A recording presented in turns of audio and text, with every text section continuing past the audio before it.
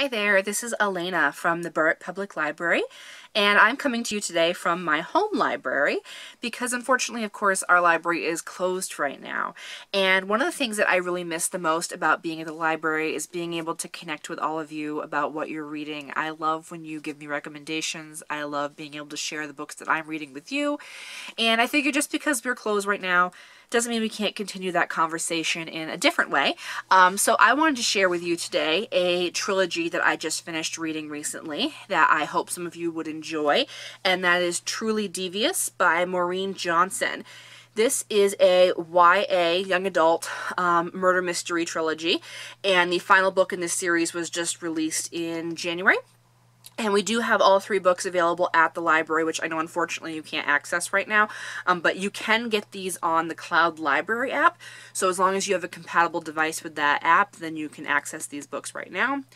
And this series really takes place across two different timelines, and in both timelines we're trying to solve the same central mystery, which is what happened to the Ellinghams. So we meet the Ellinghams in our first timeline, which is 1936, and Albert Ellingham is a super mega rich business tycoon, and he has just opened up a really exclusive academy in the woods of Vermont called Ellingham Academy. And one night in 1936, his wife and his young daughter go missing. They go out to run some errands and they never come back. And on that same day, a student is murdered. And obviously there's a connection, but he's not quite sure why and what's going on. And he receives a letter that is a series of cutout letters from magazines. And essentially it's a riddle that mocks him and outlines all the different ways that somebody could be murdered. And it's signed only Truly Devious. That's how we get obviously the name of the series, and it becomes known as the Truly Devious mystery. And that connects to our present day story, which is with a young girl named Stevie Bell. And Stevie has just arrived at Ellingham Academy as a first-year student. And her mission is to solve the Ellingham mystery. She is going to figure out what happened to Ellingham's wife and daughter, as well as that student that was murdered. And she thinks she can do that just by being there at the scene of the crime. She is a mega true crime fan, and she thinks that she's got the knowledge to solve this cold case, because unfortunately back in the 30s nobody could figure it out, and Mrs. Ellingham and Alice Ellingham were never seen again.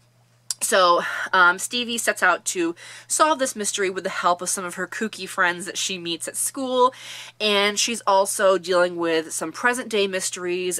Some students are being murdered on campus, so now the school is being threatened with being shut down because it's maybe too dangerous for students to be there.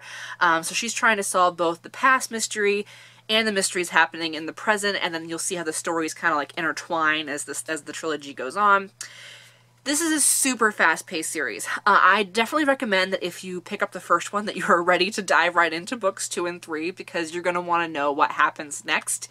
And I really praise Maureen Johnson for explaining the solution to this mystery really, really well. I know in most mysteries that I've read, the solution seems to be something you only get in the final page or two, and it's really rushed.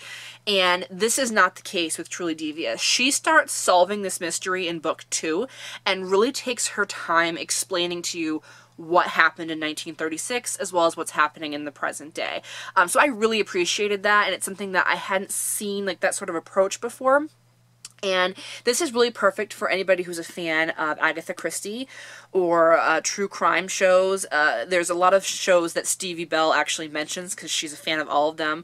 She talks about like the My Favorite Murder podcast, which I love, so I was really excited to see that mentioned in here. And this is also, there's a lot of similarities between Stevie Bell and Nancy Drew, which was really exciting for me because Nancy Drew is my favorite character of all time. And unfortunately, Nancy Drew has taught me nothing. I was not able to solve this mystery myself. I tried really, really hard, and I thought I came up with a great elaborate explanation, and I was 100% wrong. So if you have read this series, or if you decide to pick it up, I would love to know if you were able to solve the mysteries in this book.